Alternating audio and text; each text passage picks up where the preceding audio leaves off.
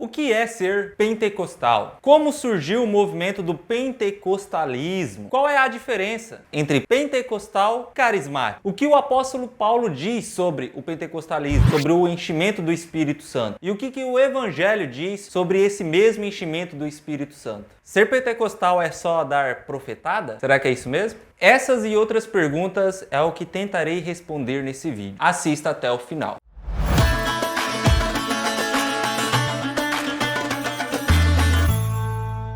Bom, basicamente, ser pentecostal é acreditar que a experiência do batismo no Espírito Santo é diferente da regeneração. E um sinal e uma evidência desse batismo é as línguas estranhas. Já os carismáticos, eles vieram um pouquinho depois, crendo na experiência do Espírito Santo, mas diferente dos pentecostais, o falar em línguas estranhas não é uma evidência, ou uma exigência, ou um sinal. Esses também crê que a experiência com o batismo no Espírito Santo não difere com a experiência da regeneração. É uma coisa só. Historicamente, o pentecostalismo está associado com o movimento da Rua Azusa.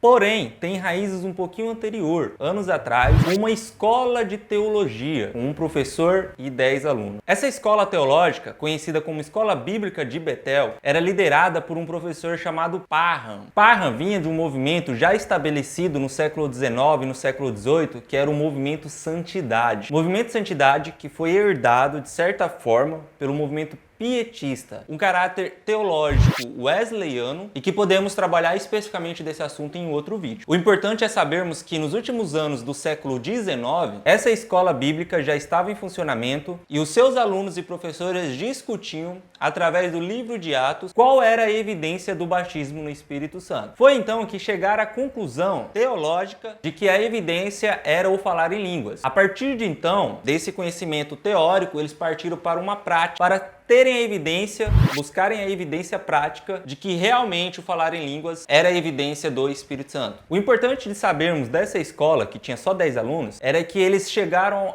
a uma indagação muito importante. Qual era a evidência, o sinal inicial do batismo no Espírito Santo a partir do livro de Atos? Estudando entre eles, basicamente através da Bíblia, já que essa escola não tinha um ideal teológico, mas era simplesmente escriturística, a partir da leitura pura da Bíblia Sagrada. Chegaram a essa conclusão através do livro de Atos, que sim, a evidência do batismo no Espírito Santo é o falar em línguas. A partir dessa descoberta, dessa reflexão, os alunos e os professores, Parham principalmente, passaram a buscar na prática essa hipótese teórica que eles descobriram em Atos. Foi então que em 1º de janeiro de 1901, o primeiro dia do século XX, isso mesmo, é incrível, o primeiro dia do século XX, que uma aluna, a Agnes Osman, recebeu o batismo no Espírito Santo com a manifestação do dom de falar em línguas.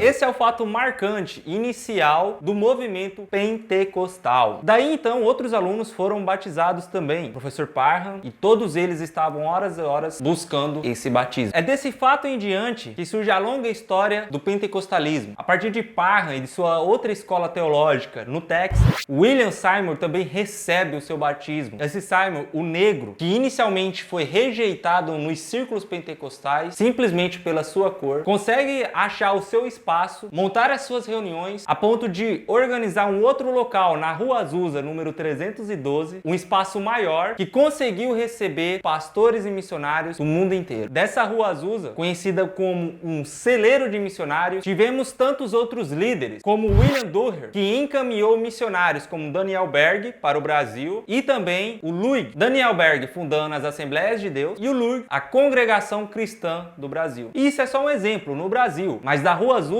saiu missionários que se espalharam pelo mundo inteiro. E hoje, o último dado que eu tive acesso, já estamos beirando o 1 bilhão de pentecostais no mundo inteiro, considerando os acréscimos posteriores com os carismáticos e até os católicos que também sofreram essa influência pentecostal. Mas quando foi que surgiu esse movimento carismático sob influência dos pentecostais? Foi na década de 70, nos meados ali até no anos 80, que o movimento de renovação carismática aconteceu, em que as igrejas históricas, principalmente metodistas e batistas, que antes criticavam o movimento pentecostal desde 1906, do avivamento da Rua Azusa, passam a experimentar essas manifestações espirituais, dons de línguas, curas, operações de maravilhas, e fazem um desmembramento com suas igrejas tradicionais, passando a crer no batismo no Espírito Santo e também na continuidade dos dons espirituais, pontos antes criticados, conhecidos até como cessacionismo, em que creem que os dons espirituais, as manifestações dos dons, cessaram no período apostólico.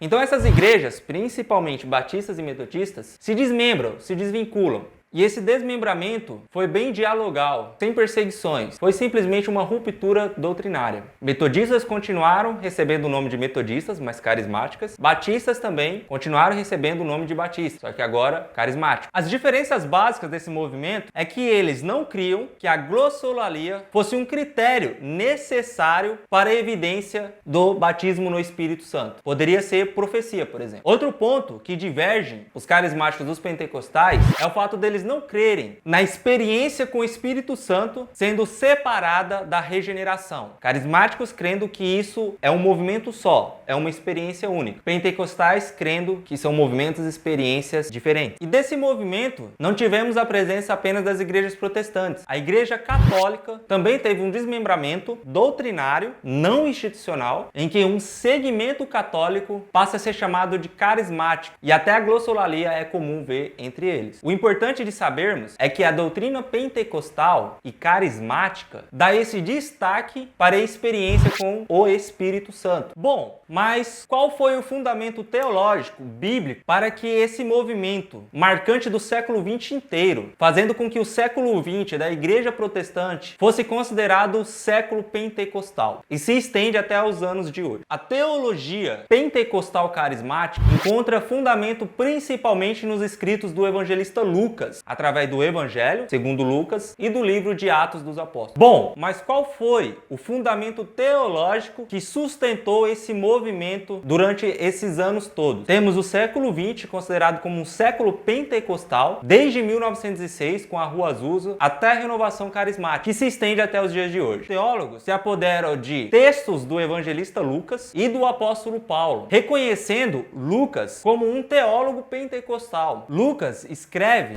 9 vezes a expressão cheios do Espírito Santo. E também não podemos nos esquecer do próprio texto de Atos dos Apóstolos, capítulo 2, sobre o Pentecostes. Teólogos renomados, como Gutierre Siqueira e César Moisés, afirmam que o objetivo de Lucas é deixar claro que esse revestimento, essa experiência com o batismo no Espírito Santo, capacitou os evangelistas daquela época a serem mais eficazes no anúncio do Evangelho, a serem fortalecidos diante das perseguições e das dificuldades que encontrariam. O apóstolo Paulo, porém, usa a expressão cheios do Espírito Santo apenas uma vez, lá em Efésios capítulo 5. De modo algum, podemos concluir que o apóstolo Paulo não valida a continuidade dos dons espirituais ou o batismo no Espírito Santo. Pelo contrário, quando ele chega na igreja de Éfeso, ele apresenta a experiência do batismo no Espírito Santo para aquele povo. E a conclusão que os estudiosos chegam é que o apóstolo Paulo e Lucas tinham objetivos diferentes. Lucas estava objetivando mostrar a capacitação que o Espírito Santo fornecia para os crentes. Já o apóstolo Paulo estava vinculando a experiência com o Espírito Santo em suas citações mais relacionadas com o caráter, com a novidade de vida, com a transformação daqueles que aceitam a Cristo. Outro motivo que eles encontram para o apóstolo Paulo não enfatizar da mesma maneira que o evangelista Lucas é porque o apóstolo Paulo já estaria considerando essa doutrina consolidada como algo natural entre aqueles cristãos do primeiro século, além da sua preocupação específica com as dúvidas e dificuldades das igrejas que ele fundou. Para podermos entender um pouco mais, sugiro a leitura de Revestidos de Poder, Gutierre Siqueira, CPAD, e também de César Moisés, que escreveu recentemente a obra Teologia Sistemático-Carismática, uma obra em 2 volumes, também da CPAD, que traz de forma excepcional uma teologia carismática com fundamentação desde o Antigo Testamento Testamento, que nos ajude a entender a ação de Deus através do Espírito Santo, tendo o seu ápice, claro, no Novo Testamento, na Nova Aliança, com um revestimento desde Atos dos Apóstolos, capítulo 2. Gutierre Siqueira e César Moisés são autores indispensáveis para aqueles que querem aprender um pouco mais e tirar as suas dúvidas em relação ao movimento pentecostal e carismático. Esse é o canal Jovens de Teologia. Fé que pensa, razão que crê.